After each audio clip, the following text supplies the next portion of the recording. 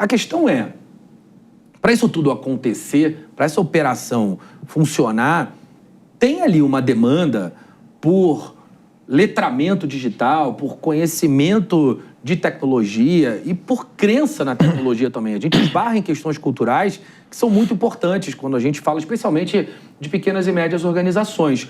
Como você enxerga esse processo de evolução das empresas brasileiras? Muito legal.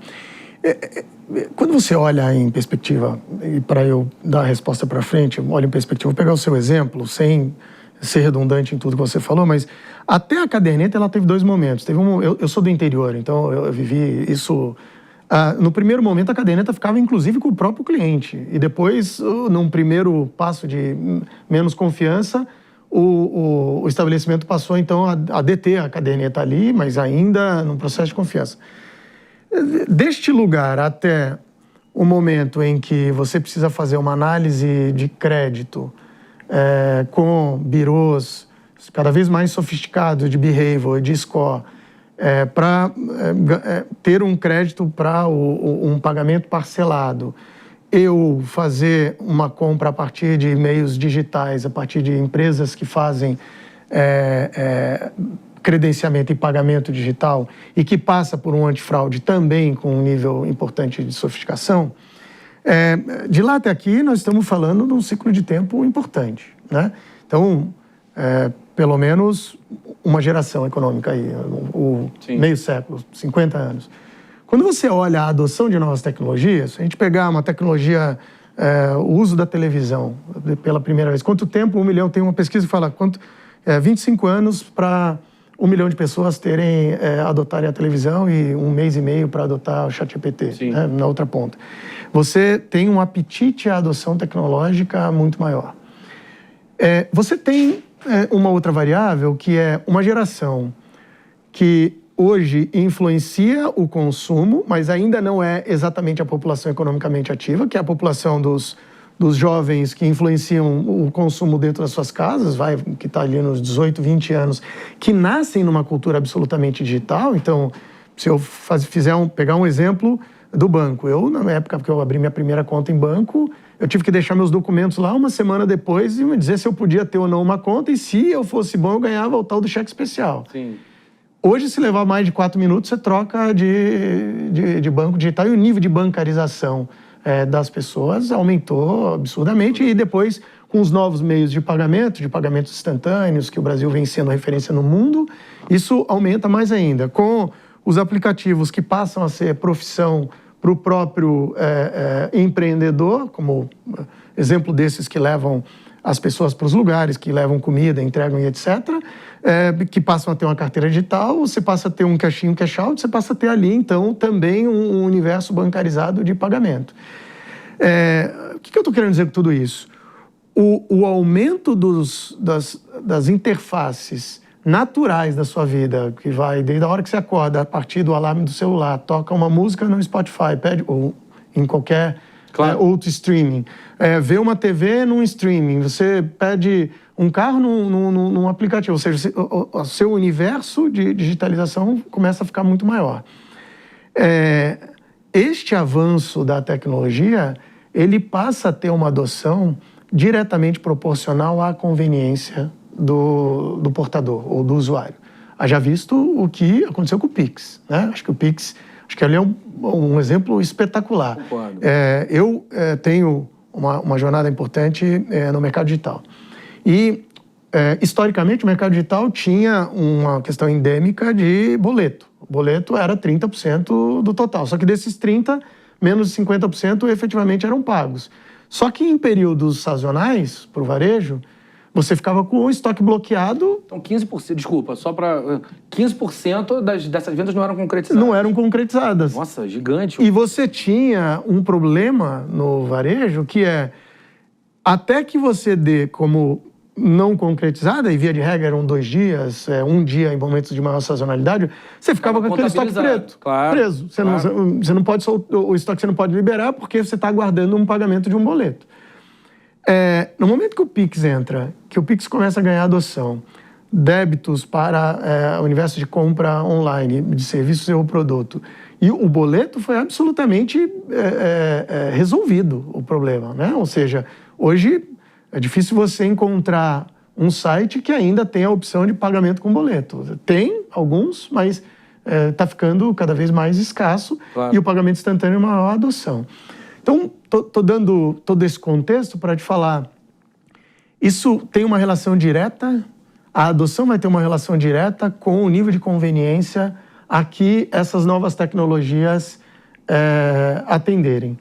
E a relação de confiança com essas novas tecnologias, ela tem ficado cada vez menos importante de acordo com o crescimento de um público nativo digital, e não aquele público que foi aprendendo a digitalização no tempo, né? Então, é lógico que quando você tem um estudo recente que nós fizemos que pergunta quais são os principais fatores ou de maior relevância para a adoção, por exemplo, de uma conta digital a partir de um cliente quando ele vai escolher. E a segurança é um tópico forte. Não a desconfiança, mas a segurança em relação aos seus dados. Então, este tema ele sempre será central, né? Ou qualquer variação aqui é muito sensível. Dito isso, eu imagino que seja cada vez menos importante o tema da confiança nas novas tecnologias, principalmente as que são regulatórias, que vêm encorpado ou vem por trás um órgão regulador muito forte, muito diligente, que é o caso que a gente tem no Brasil hoje, né? Isso, e a gente tem novas fases previstas para o Real Digital, tem uma adoção global acontecendo de maneira análoga, isso vai gerando um processo de confiança que acompanha o amadurecimento da própria tecnologia. É interessante enxergar esse processo. Agora, um outro processo que também tem acontecido, e a gente não pode deixar de falar no varejo, é o uso de inteligência artificial. Não tem como isso passar, a gente falar de varejo e não tentar entender de que maneira essas análises descritivas, preditivas, prescritivas, elas vão sendo usadas por empresas brasileiras. Como você enxerga esse cenário? E assim, as empresas, as pequenas, elas conseguem se beneficiar disso também? Muito legal. Tem um livro que fala muito sobre, acho que chama Próxima Onda o livro, ele fala muito sobre as tecnologias que têm um potencial de mudança de padrão de comportamento, né? E ele cita especificamente duas, que é a biologia sintética e a inteligência artificial. Quando eu olho para o Brasil, eu vou aterrissar no Brasil, eu vejo que a gente tem 3 grandes cenários que têm um potencial de mudança de comportamento relevante. Um que já está acontecendo, que é o tripé Open Finance, Drex, Pix, né? Esse tripé, ele já é um sucesso, ele já é um fato, ele já vem mudando o comportamento e ele tem uma agenda presente e futura importante que segue nesta mesma direção de adoção, né? Esse é um. O biologia sintética não vamos falar, mas acho que é um outro universo. E aí, especificamente sobre o uso da inteligência artificial no varejo, nós também fizemos uma pesquisa recente da utilização do varejo com o uso da inteligência artificial concretamente. E em janeiro eu tive na NRF e o assunto em voga era muito a aplicabilidade de inteligência artificial. Um parênteses, NRF, a feira que acontece em Nova York. Isso, obrigado. A feira que acontece de retail, uma feira de retail que acontece anualmente em Nova York todo início de ano. Legal. E aí a gente quebra em algo, porque o uso de entendimento, eu vou tentar falar de forma mais lúdica, o uso do entendimento de padrões a partir de uma massa de dados, utilizando métodos ou metodologia de ciência de dados ou fórmulas,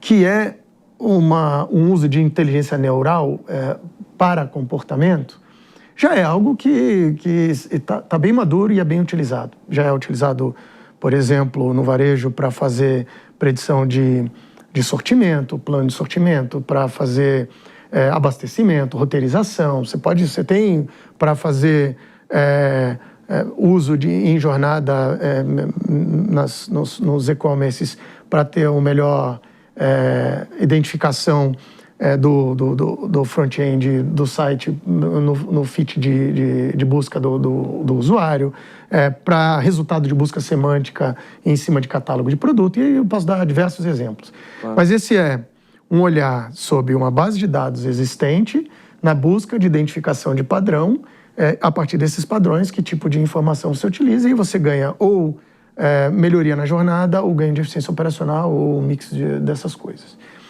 Quando você evolui para, a partir de dados e comportamentos e padrão, você prevê a próxima jogada do xadrez, né? Ou seja, o próximo passo, que não é uma leitura pura de padrão e contraste. Por exemplo, quando você usa o Face ID, você está fazendo uma leitura de contraste. Você tem uma face com diversos pontos e você compara com uma base de dados e você diz com uma maior probabilidade de ser X ou Y, né? Então você está comparando de forma estática. Quando você pega uma massa de dados e a partir dele você gera um novo insight ou uma nova informação, que eu acho que é onde a gente está hoje, e isso se popularizou demais com o ChatGPT e similares e outros, né? Aí sim você começa a olhar para isso de forma mágica, ou seja, imagina que há poucos anos atrás a gente falava de Netscape, num browser que dominou a forma de navegação. Depois isso foi ganhando outros players e foi chegando num grande vencedor até o momento desse mercado, mas que quando você olha o resultado, você tem resultados que são pagos, resultados que foram por uma métrica de rating, ou seja, você foi criando uma lógica, mas você tem um volume muito grande de dados. Você olha agora uma busca simples num universo não permissionado, um universo aberto, em que a resposta vem absolutamente humanizada, parecendo que você está conversando com alguém com nível de assertividade alto, isso ganha uma adoção e engajamento muito grande, que é efetivamente essa interface de ChatGPT. Quando você aplica isso no ambiente permissionado, ou seja, o que é ambiente permissionado? É um ambiente controlado, que você precisa ter usuário e senha, e que isso não troca a informação com a internet aberta. Ou seja, você tem segurança de dado ali, você tem toda uma discussão moral, ética por trás e de segurança de privacidade de informação por trás disso.